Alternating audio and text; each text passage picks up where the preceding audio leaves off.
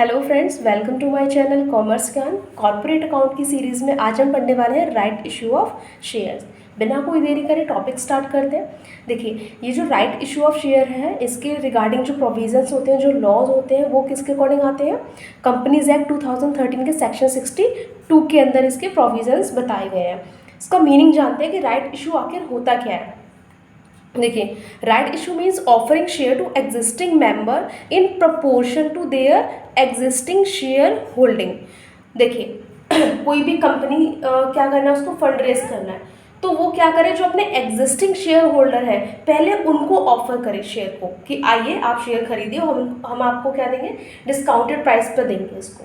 तो वो जो पहले ऑफर किसको किया जा रहा है, एग्जिस्टिंग शेयर होल्डर को, और किस प्रपोर्शन में, उनके एग्जिस्टिंग शेयर होल्डिंग जो प्रपोर्शन है उनका, उस प्रपोर्शन में क्या किया जा रहा है, उनको ऑफर किया जा रहा है। उसी को हम राइट इशू बोलते हैं। इसको मैं एक एग्जांपल से समझाऊंगी आपको। देखिए, मान लीजिए कोई कंपनी है XY लिमिटेड, ओके, इसके आगे क्या आ गई, एक फाइनेंशियल ट्रबल आ गई, जैसे इसको कोई डेट पे करने हैं या फिर सब्सक्राइब कैपिटल में इसको क्या करना है, इंक्रीमेंट करना है। तो वो क्या करेगी, कंपनी शेयर इशू करेगी। शेयर इशू किसको करेगी? सबसे पहले उनको करेगी जो यहाँ पे पहले से ही शेयर होल्डर्स बैठे हुए हैं, इनको पहले ऑफर करेगी। तो इनको ऑफर करना ही क्या होता है, राइट इशू होता है। और शेयर होल्डर के लिए क्या होता है, क्या राइट होता है, राइट ऑफ प्रीएम्पशन। ये शेयर होल्डर के लिए क्या होगा, एक राइट होगा, राइट ऑफ प्रीएम्पशन। और ऐसे जो शेयर इशू करे जा रहे हैं उनको राइट शेयर बोलते हैं। क्लियर? ओके। अब ये जो शेयर होल्डर्स बैठे हुए हैं, इनके लिए तो एक तरह से बेनिफिशियल है ये, क्योंकि इनको डिस्काउंटेड प्राइस पर मिल रहा है ये, ठीक है। लेकिन इसको क्या करना होता है, शेयर होल्डर को जवाब देना होता है, आंसर करना होता है कंपनी को। कितने डेज के अंदर? उसकी एक मैक्सिमम लिमिट है, 15 to 30 डेज के अंदर इनको क्या करना होता है, यस और नो का जवाब देना होता है कंपनी को कि हम ये खरीदेंगे या फिर नहीं खरीदेंगे।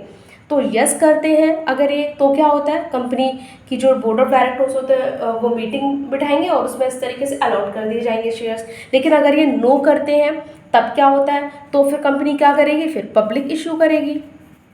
क्लियर? पब्लिक इशू करेगी।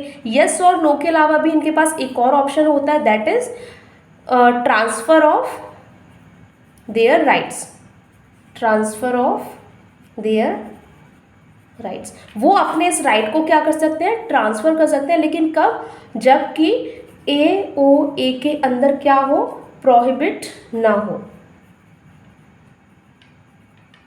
अगर AOA के अंदर प्रोहिबिट नहीं है तो वो क्या कर सकते हैं, अपने इस राइट को ट्रांसफर कर सकते हैं। आई होप आपको क्लियर हो गया होगा कि राइट इशू होता क्या है। इसको हम और जानते हैं। देखिए,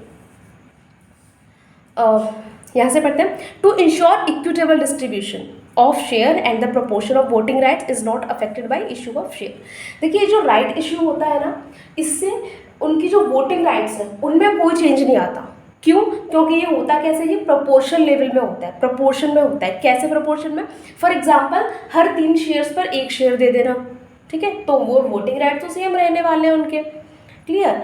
अब इसका कंक्लूजन क्या निकलता है वो भी पढ़ लेते हैं। Benefit to the existing share holder, existing share holder की तो बेनिफिट है ये। क्यों है? क्योंकि उनको डिस्काउंटेड प्राइस पर मिल जाते हैं, इसीलिए। क्लियर?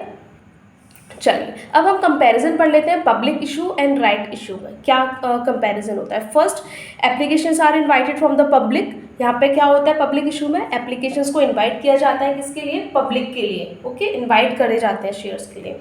नेक्स्ट, राइट इशू में क्या होता है, कोई भी पब्लिक इन्विटेशन नहीं दिया जाता, सिर्फ जो हमारी कंपनी के शेयर होल्डर होते हैं उन्हीं को ऑफर लेटर दिया जाता है। सेकंड, एप्लीकेशन में भी receive from the public for purchasing more और लेस, ज़्यादा भी आ सकते हैं और कम भी आ सकते हैं। लेकिन राइट इशू में ऐसा कोई क्वेश्चन ही नहीं उठता। क्यों? क्योंकि वो तो प्रोपोर्शन में दिए जाते हैं। क्लियर? आगे बढ़ते हैं। Information about the issue of share is given to the public prospectus. यहाँ पे क्या होता है, पब्लिक इशू कैसे पता चलता है लोगों को, प्रोस्पेक्टस के थ्रू, ठीक है। लेकिन यहाँ राइट इशू के लिए हमें कोई प्रोस्पेक्टस जारी नहीं करना पड़ता। ये कैसे जाता है, एक लेटर के थ्रू, जो कि ऑफर लेटर हमारा होता है। ऑफर लेटर के थ्रू इनको पता चलता है कि कंपनी क्या कर रही है, राइट इशू कर रही है, तो ये फिर अपना इंटरेस्ट उसमें दिखा सकते हैं। क्लियर? राइट इशू का भी बहुत ज़्यादा नहीं था, सिर्फ इतना ही था। आई होप आपको बहुत अच्छे से समझ में आ गया होगा। अगर आपको वीडियो इन्फॉर्मेटिव लगी हो तो प्लीज़ लाइक कर दीजिए एंड सब्सक्राइब कर दीजिए। Thank you for watching.